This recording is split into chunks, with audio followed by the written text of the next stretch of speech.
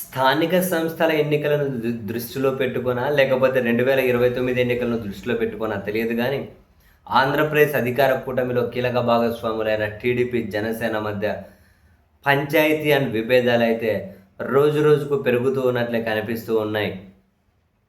ఈ మధ్య కాలంలో మరీ ఎక్కువగానే అసలు నందమూరి మెగా ఫ్యామిలీ అభిమానులని చెప్పి బూతులు తిట్టుకోవడం దగ్గర నుంచి, ఆ తర్వాత 2 పార్టీల కార్యకర్తలు వాళ్ళు తిట్టుకోవడం దగ్గర నుంచి, తాజాగా బాస్ తొక్కేశాడు అనే క్యాంపెయిన్ పెద్ద ఎత్తున రాష్ట్రంలో నడిచింది.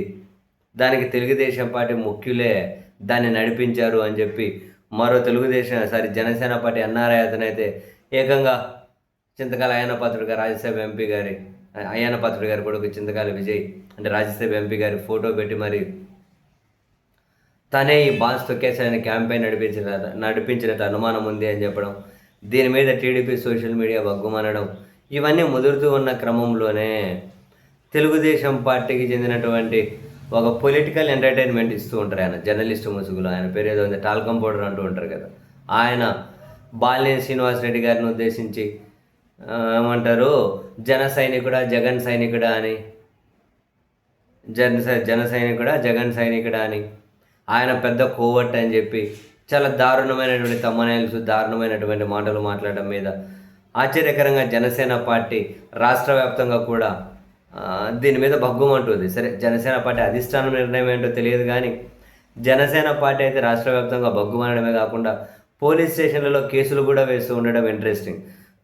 అదే సమయంలో ఉమ్మడి ప్రకాశం జిల్లాకే చెందినటువంటి ఒక జనసేన నేత ఆయన ఆమంచి సోములు ఉన్నారు కదా, చీరాలకు చెందిన నేత. ఆయన ఒక మీడియాతో లైవ్ ఇన్ కార్యక్రమంలో పాల్గొని ఆయన మీద చాలా తెలుగుదేశం పార్టీ ఆ టాల్కం పౌడర్ మీద చాలా తీవ్రమైనటువంటి వ్యాఖ్యలు ఘాటుగానే చేశారు. ఆ ప్రకాశం జిల్లాలో మేదరమెట్ల దగ్గర లారీల దగ్గర ఆపుకొని ఏదో పని చేసుకుంటూ ఉండే, ఏదో వసూలు చేసుకుంటూ ఉండే. ఇప్పుడు దాని నుంచి ఏదికి బ్లాక్మెయిల్ చేసుకుంటూ ఉన్నారు. నోటికి ఏది వస్తే అది మాట్లాడితే చూస్తూ ఊరుకుంటాం అనుకుంటున్నాడా? అప్పుడు బీఆర్ఎస్ వాళ్ళని ఏదో దాడి జరిగిందన్నారు, అంతకు 100ంతల దాడి జరుగుతుంది, క్షమాపణలు చెప్పాలి, పిచ్చి పిచ్చి కూతలు కూస్తాడా అని చెప్పి చాలా తీవ్రంగానే విరుచుకుపడ్డారు. రాష్ట్రంలో కొన్ని చోట్ల మరీ ముఖ్యంగా ప్రకాశం జిల్లాలో కూడా తన మీద కొందరు కేసులుగానే పెడుతూ ఉన్నారు, కోవట్ అన్నందుకు.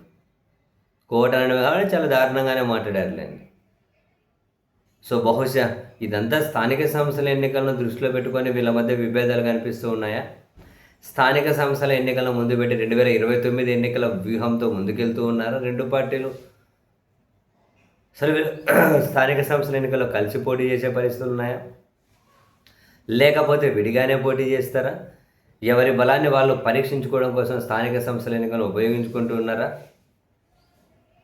ఏం జరుగుతుందో తెలియడం లేదు కానీ 2 పార్టీల మధ్య ప్రస్తుతానికి కనిపించే పంచాయతీ అయితే ముదిరినట్లుంది.